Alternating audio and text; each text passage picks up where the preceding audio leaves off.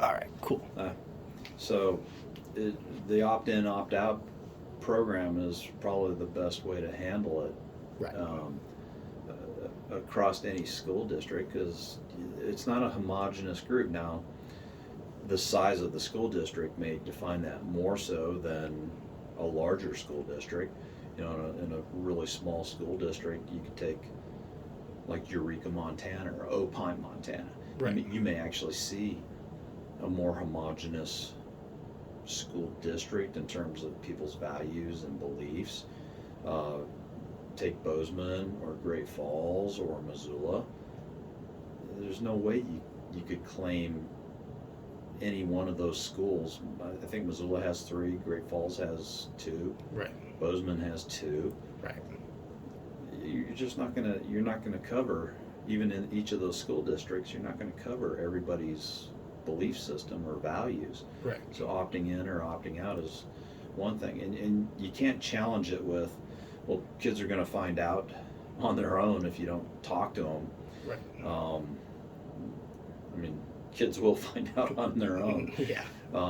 But the label they put on it too, they may want to brand, how they brand it is there's a bit of marketing that comes to it. Are we actually talking about sex education, or are we talking about physiology? Right. And I think we're talking about physiology more than sex. Right.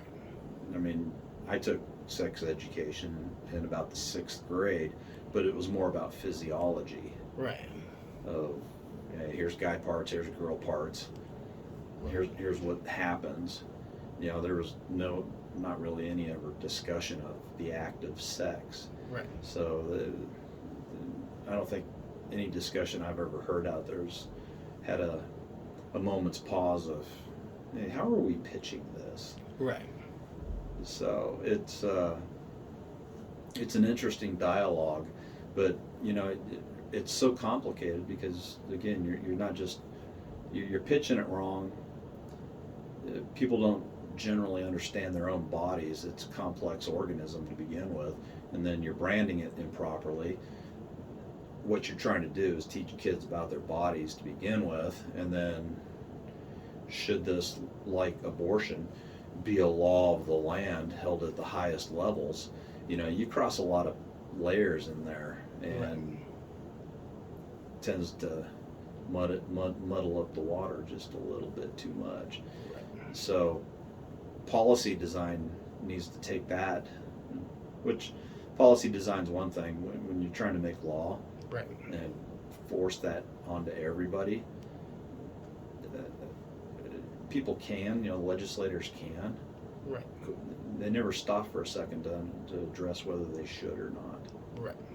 So one of the biggest complaints within the state of Montana is that there's no set curriculum for sex education. It's kind of more up to either the teacher or the main like PE person that runs the school. Do you think that Montana should have its own set curriculum, or do you think the school itself should say prioritize what they feel the issue is, and then from there kind of base a curriculum on that?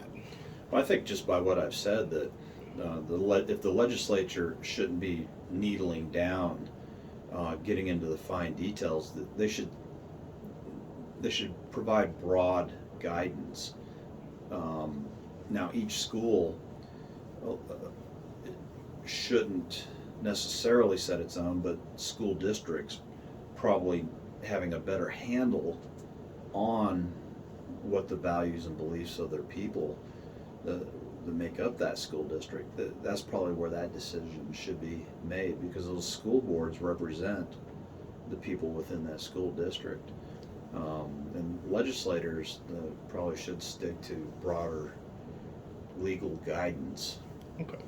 as opposed to trying to find the language that would allow them to control everything within the state at the lowest levels. But I don't really think schools are equipped necessarily to